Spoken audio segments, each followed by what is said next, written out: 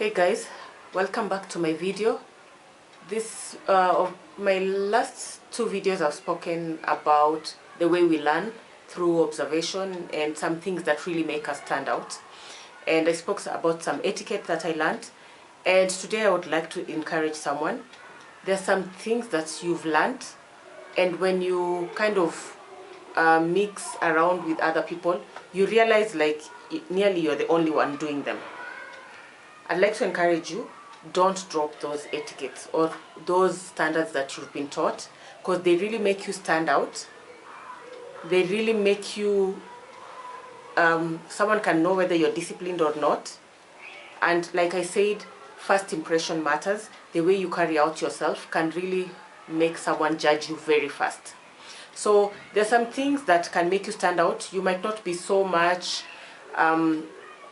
like qualified for a position, but the way you carry out yourself might determine whether you get it or not, because it will show whether you are the kind of person who is attentive, you are the kind of person who is disciplined, you are the kind of person who respects people, and just the way you carry out yourself, that is very important. So today I'd like to speak about maybe the way we carry out ourselves even when you go for an interview. And one of the most important things I remember I've always learned from my mom, and I thank God for that, is that my mom has always taught us how to dress. She is very good with dressing. In fact, she even buys me stuff when she comes around to Nairobi, to my place. She sometimes passes by and sees something and tells me, I think I got this for you. And I'm so grateful about it. My mother also does, she's a tailor, so she makes clothes. She knows how to mix colors. She knows which color goes with what. And something that I really learned from her was when I was going for interviews, or anytime I'm going for an interview, she would ask me, which dress are you planning to wear? And not just the dress, she'd ask me the color. And initially I never used to understand, but later on in life I discovered she was right. She used to tell me, when I'm going for an interview, there are some colors you don't wear. Maybe nowadays the world is changing. We have things that are so official and not so official. But if you're going to an interview in someone's office, a certain HR, it depends with the kind of work you're going to be interviewed for. There are some industries that you cannot just wear certain hairstyles. I'd say these are the airlines, these are the front office in the hotels. Just somewhere where you're meeting people, especially in corporate industries, you cannot just have shouting colors on your hair. You cannot have big earrings when you're going for interviews. You cannot have shouting colors. So she used to tell me, you're going for an interview, you should wear either navy blue, brownish, gray, jungle green, maybe dark green, I'd say. Those are the colors that you use to go for an interview. You can just break it with something bright, small, but not so shouting. You know, with jewelry, you don't wear big jewelry. You really wear very small earring, or something very small that is not really the first thing people notice when you're going for an interview. So I'd say these are things that I learned, and I call them life lessons. And like I said previously, from the previous videos, there are lessons you don't have to learn on book. Maybe when you go for in design schools and modeling schools, you might be taught these things. But interviews apply for everyone in the world. So not everyone will go to a modeling school or a design school to be able to get this information. And for me, I thank God that my mom assisted me in this direction. Which colors to wear, which colors to dress, and such stuff. So other things that I also say I learned through life and through also working in the corporate world, was that if you enter somebody's office, you just don't open the door, enter, and sit down. You have to wait to be requested to sit down. You know, that really are the first impressions that count and that people see. They look at you and they see, this person is informed, this person is of a certain standard, they understand things.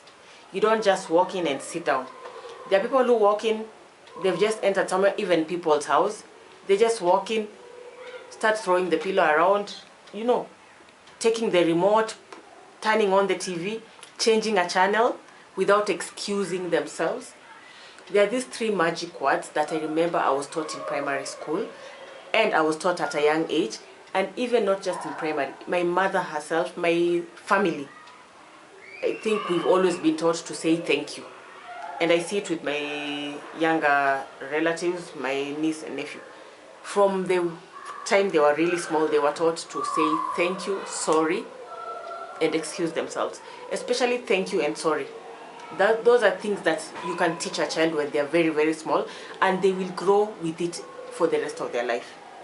There are people who can never say sorry. They've done something, they've maybe even hit you, something fell, sorry can never come out of their mouth. And sometimes you blame them, sometimes you don't. They have they are not informed about it. They were not taught. And you look so ignorant when you cannot just say sorry or excuse yourself. You could be seated somewhere, it's not like your person. There's a way you can be so used to someone, like they are your brother, your sister. Okay, if it's somebody, a relative, a very close friend, someone you really socialize with, it's very rare for you to excuse yourself when you're doing some things, like you're moving to the kitchen and such. But if you are sitting somewhere, people were talking, they required your attention, and you really need to stand up, maybe use the bathroom, or even just stand out, pick a phone call. There are things that you need to do. For example, you need to say, excuse me. I remember there's one of these lessons I've never forgotten. I learned it the hard way. I used to work at the club lounge, and there's a time I had a guest in front of me. I think either I was checking them out or we were going through their bills or something. Then the phone rang, and this phone kept ringing and ringing and ringing. So I was trying to give them attention, and this phone kept just ringing. It was a landline, and I just picked it up. I'm telling you, the guest did not even wait for me to clear. I learned it the hard way. And the guest asked me, are you giving me your attention or it's that phone? And I thought, okay, fine. People are different. There's a client who could have understood this phone was really irritating, but the thing maybe that I learned to do from that day on was excuse myself. I learned it the hard way, but I really learned it. I like this saying from T.D. Jakes. He says, lesson learned the hard way is lesson never forgotten. And this is one of the things that I learned the hard way. The way the guest shouted at me, I never forgot. So from that day on, before I pick a call, I've learned to excuse myself. I'm in front of a client, the phone rings, I don't just pick it and ignore them. At least I try to show them, excuse me, may I kindly? And I'll pick the call and request someone if they can call me later. If they can wait, I'll just inform them I'm with a client, kindly allow me to call you later, or I'll transfer you to someone else. Again, I thank God for working in a corporate world. Body language, yes, we learn a lot through body language. But do you know we also learn a lot just by listening? You can tell on the phone someone's attitude. You can tell on the phone whether someone is smiling, they're angry. There are things you can tell from the phone, which most people don't know about. This I also learned through one of the trainings that we were being taught at work. So you can pick a call and you can really tell the way someone is really down. You talk to someone, you can tell from their voice. They're just answering you like, You can really tell that person is their attitude behind on the other side. Whether they are rude, whether you're pissing them off by the reason you've called them. This is something that I've experienced myself. I used to have this colleague who was under me. Anytime I would call and speak, maybe it was something that they were not really happy about, but I really had to call and talk to them about. You could just tell the way they were replying back from the background. They were like, and it really used to get to me. But again, when you're a leader, there are times you just told, just shut your mouth and don't show it, and just take it and finish with it, and remember this is work and it will pass. After work, they're out of your mind. So there are things that really are important. You learn through life. You learn through observation. You learn by mixing and mingling with different people. And that's why I say your attitude is very important. You can decide this person, they're either I don't like them, or you can just decide this person has very high standards, I'll not avoid them. In fact, what I'll do, I'll make it my business to observe them. You could find someone, you're talking to them, they're chewing gum. And not just chewing gum, and even just by closing their mouth, they're chewing it loudly, like they're opening their mouth while they're chewing. And it's making sound, which is very irritating. And I can tell you something, like I'm telling you, there's some lessons you learn in life that you don't forget. We really used to, and in primary school, I went to a Catholic school, and the Catholic school was called Our Lady of Mercy Primary. We had two sisters from, they were white, and I learned also a lot from them. One, the headmistress was called Sister Doreen, and then we had another one called Sister Dominica. She was mean and harsh.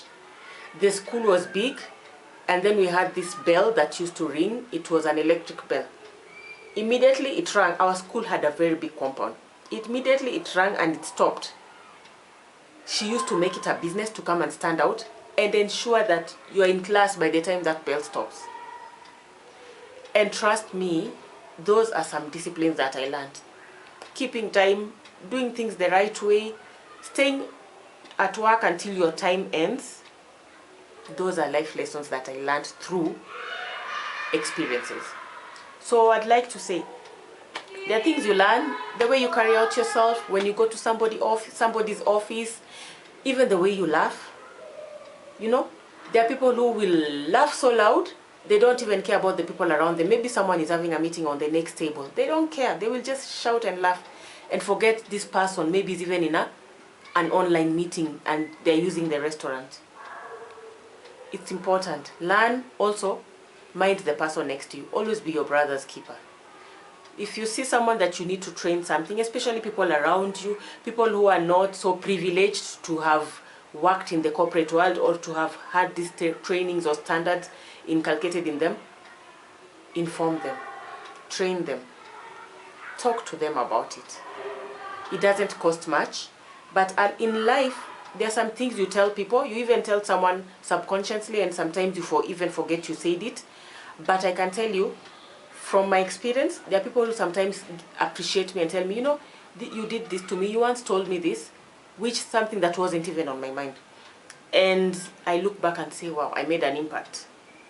And I'm grateful. I can say even in life, you'd never finish learning. There are some things so far I haven't finished learning up to today. I still learn. As long as you're alive, you meet different people from different areas of the world, different people from different cultures. They really train you a lot. And it's up to you to pick what is good and filter what is bad. It's up to you. So it's up to you to decide and look at things differently. Nowadays, we have so much information coming through WhatsApp, coming through just the media. You know, some of our parents did not even grow with television. So you can imagine, for them even to have some standards, you know, they've really learned it the best way. And I remember one thing. There's one time I was watching an interview on a program called JKL, and the host, Jeff Koidangi, was interviewing some two gentlemen, and they were those gentlemen who had standards. So one of these gentlemen talks about when he was studying in the UK, he entered a room and went for an interview, and among the panel, the people who were interviewing, one of the persons was old. And when they were done with the meeting, I think the way he behaved really made that man like him and helped him to get the job. And later that person told him, you know, you are a very disciplined young man. Among everyone who came for the interview, you are the only one who either said thank you or either excused himself when they wanted to sit. And that stood out, especially with the older generation. They are very good at noticing standards and etiquettes because they were trained in disciplined manners. Nowadays, the world is so casual, things are kind of becoming the opposite. But in corporate world, there are people who still stick to some standards. So it's just good to behave and to know certain things. They will help you. When you go to socialize, behave in a different way, that is up to you. When you go to an industry or a corporate office, the way you behave, that will count. So thank you for watching. Thank you for liking Thank you for subscribing. Kindly share my videos. I'll truly appreciate. And if there's anything that you think you'd like to share, that maybe you would like me to talk about, that you think I can, something positive, I'll really appreciate. Kindly give me the comments and I'll go forward and do it. Thank you once again, and see you on my next video.